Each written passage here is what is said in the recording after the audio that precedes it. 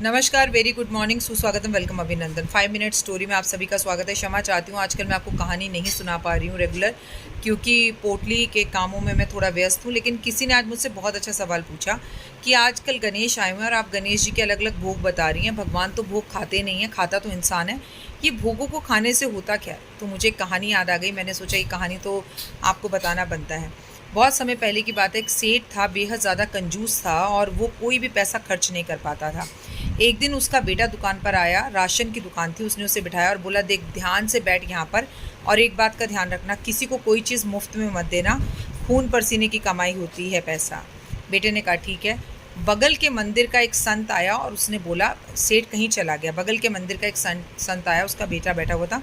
संत ने कहा, बेटा मुझे नमक चाहिए। अब वो अपने पापा से बहुत डर रहा था, तो उसने क्या किया, नमक का डब्बा खोला, उसमें से एक चम्मच नमक संत को पेपर में रख कर दे दिया और नमक के डब्बे को बंद करना भूल गया।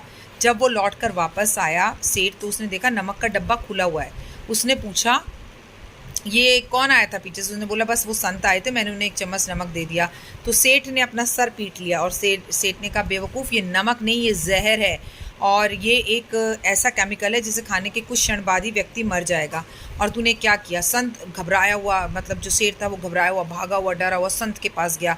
आश्रम में पहुंचा तो भगवान को वो बना हुआ भोजन भोग लगा रहा था, जो कि खिचड़ी थी। और उसने उससे भोग लगाने के बाद जो है खुद खाना शुरू किया। तो तभी सेठ बोला, संत संत संत रुक जाइए, बिल्कुल गलती से भी इस भोजन को मत खाइएगा।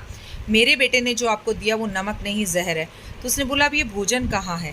अब तो मैंने इसे भगवान को भोग लगा दिया, अब तो ये प्रसाद बन गया, और अगर इसे मेरे भगवान खा चुके हैं तो मैं भी खाऊंगा, चाहे मैं मर ही क्यों ना जाऊँ। और बिना बोले संत ने वो पूरी खिचड़ी खा ली। सेठ के पसीने छूटने लग गए और वो वहीं पर बैठ गया। उसने सोचा, अगर थोड़ी देर में संत की तबीयत ख़राब होगी तो मैं वैद्य को बुला लूँगा, एटलीस्ट इसको डॉक्टर के ले जाऊँगा, इसकी तबीयत सही कराऊँगा। रात बीत गई, धीरे धीरे सेठ भी ज़मीन पर सो गया।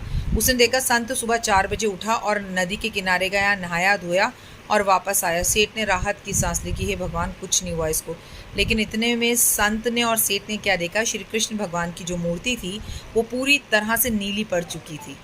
यानी कि भगवान ने उस भोजन को ग्रहण किया और विष खुद पी लिया और अपने संत को बचा लिया।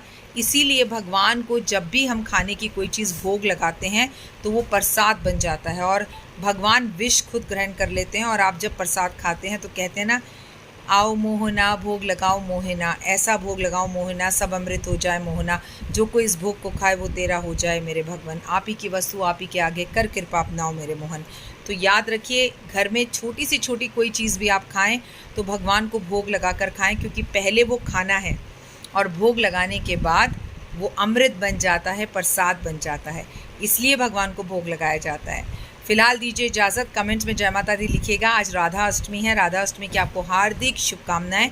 आज अपने चैनल पे दोपहर 2 से 3 बजे के बीच में मैं लाइव आऊँगी, क्योंकि मेरा जो यूट्यूब चैनल है दूसरा वाला, आज उसे 4 साल पूरे हो गए हैं, तो हम हैप्पी बर्थडे साथ में मनाएंगे। फिलहाल दीजिए इजाज़त।